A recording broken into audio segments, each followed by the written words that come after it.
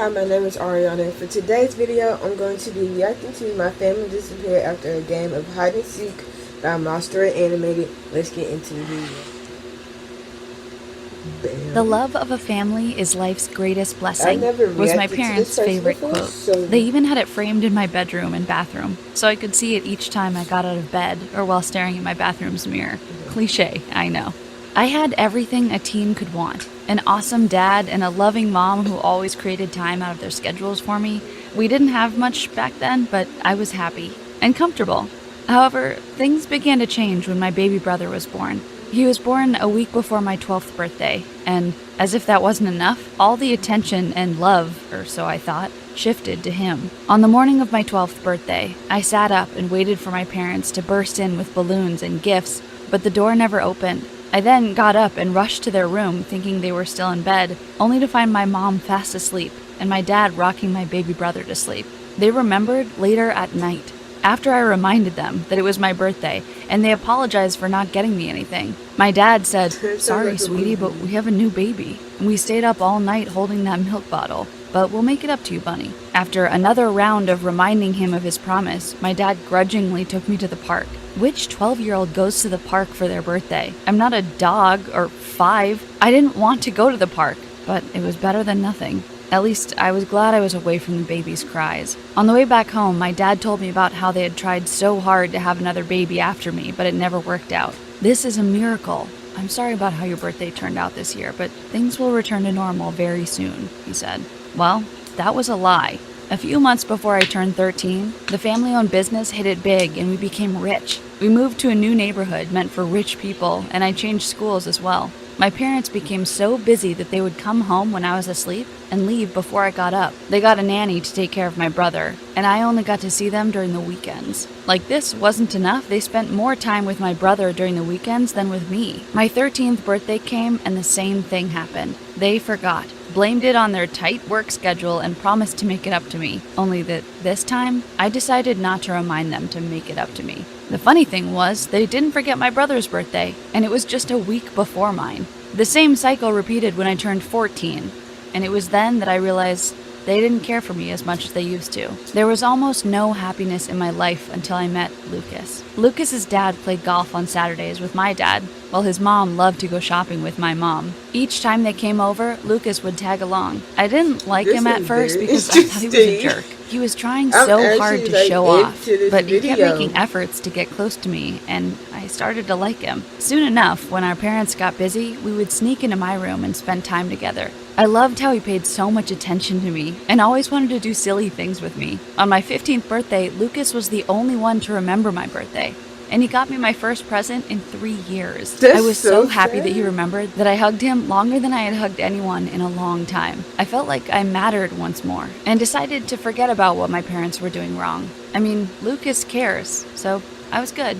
A year passed by and I looked forward to my 16th birthday. With Lucas, of course. "You should throw a sweet 16 party," he suggested, but I refused. I suggested that we invite a few friends and have fun with them. He bought into the idea and we started planning for my birthday. A week before my birthday, it was my brother's birthday as usual. He was turning 4, and my parents told me that they were going to throw a party for him, as they always did. They told me that they wanted me to be there, as they had noticed that I was always absent on his birthdays. When it was time for the party to begin, I locked myself in my room and went to sleep.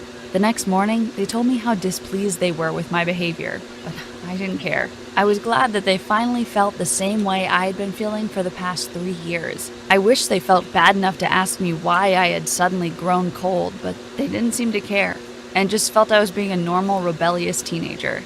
Ugh, they're so old-fashioned. I continued with my birthday plans, and I couldn't wait to spend time with Lucas and my other friends. He told me that camping would be a good idea since my birthday falls on a school holiday. I liked the idea, but I also needed to get permission from my parents without letting them know that it was for my birthday. So, I lied. We were having dinner when I brought it up. I told them that it was a school camp. That had to be the dumbest lie in the universe, as they saw right through it and called me out on the lie. "You do know that we know that's not true, right?" my dad asked. I felt stupid. Not only did I refuse to attend my brother's birthday as they had requested, but they just caught me lying as well. Then my mom mentioned that we were going on a family vacation to the beach house they just bought on some island. What? A family vacation? Why now? I replied that I wasn't interested and they could go without me. My dad told me it was for us to bond as a family for the next week, and he went ahead and gave me 2 options. It was either I went on the vacation with them or I would be grounded till school resumed. Either way, my camp plan was going to fail. I called Lucas that night, crying, and told him everything that had happened. Why did they mess up all my birthdays? I cried out. After calming them down, Lucas told me that he would call everyone that we had invited to cancel. Then he went on to tell me that he would tell his dad to ask mine if he could come along with us. I told him that if he could, I would be happy. The good news? Lucas was allowed to come with us, and we left in my dad's private jet for the beach house. The beach house was so huge. It had a big pool, and all the rooms had nice ocean views. The next day was my birthday, and even though I wasn't going to spend the day as I wanted, Lucas was around, and that was all that mattered.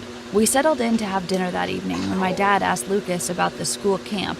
I raised an eyebrow. Were they trying to embarrass me? Lucas looked at me, not knowing what to say. There was no school camp. I made it all up because I didn't want to be. I stopped when I remembered that I didn't want them to know my birthday was the next day. I didn't expect what happened next. My dad insisted that we play hide and seek. He said that it would help ease the tension in the room and that I loved playing it when I was younger. Before I could say anything, Lucas told him that it was a great idea. I looked at Lucas, wondering why he had suddenly switched sides, but he just winked at me. My mom picked up my little brother and everyone got up to go and hide. I counted to 10 and then started searching for everyone. After about 5 minutes, I found Lucas hiding in my bedroom, and he joined me in looking for the others. We searched for over 30 minutes and couldn't find my parents. I told Lucas that I was tired, and I went to my phone upstairs so I could call my parents when he suddenly screamed my name from the kitchen downstairs.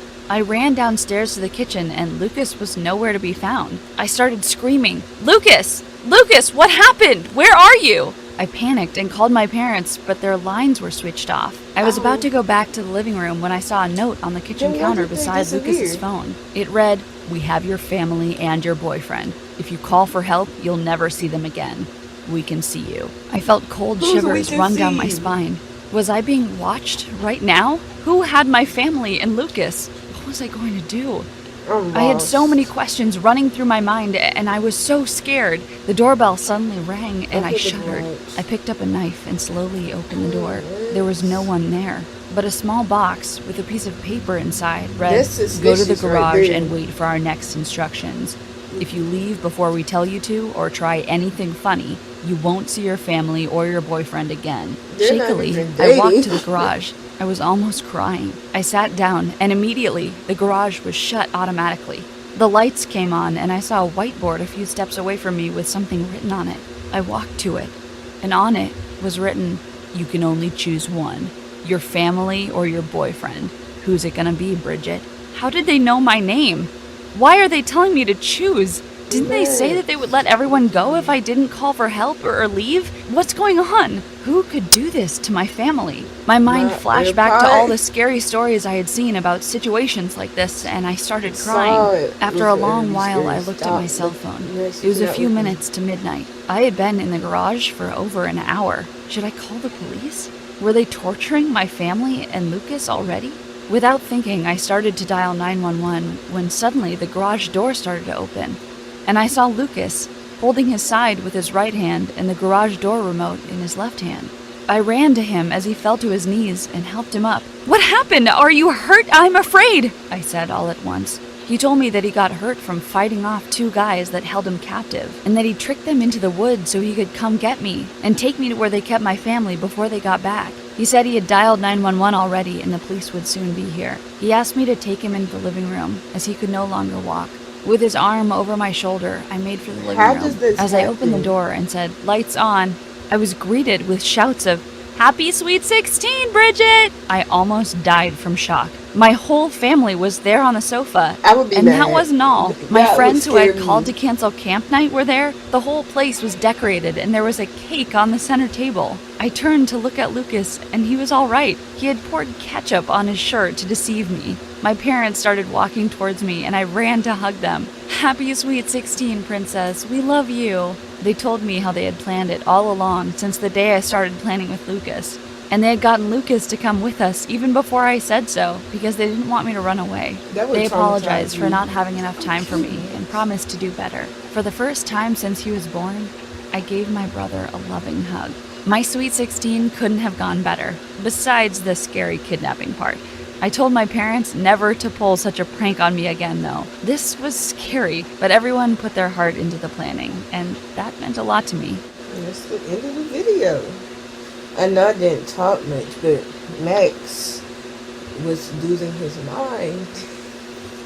But that would scare me. Like, I actually thought her family was like, I was quiet the whole time. I was trying to figure out if her family was dying. Like, did Lucas actually die? But no, they were tricking her. That would traumatize me. Like, I'd be like thinking, wow. So, that's it, right? Like, I'm next, like. But no. But anyways, that was a good video.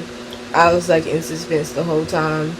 I was just trying to figure out what was happening and make sure my dog was okay. But that's it for today's video. Make sure, okay, up. Thank you. Don't forget to like, comment, subscribe, and share. My socials will be in the description box down below, and you can comment down below what you would like me to react to in my next video.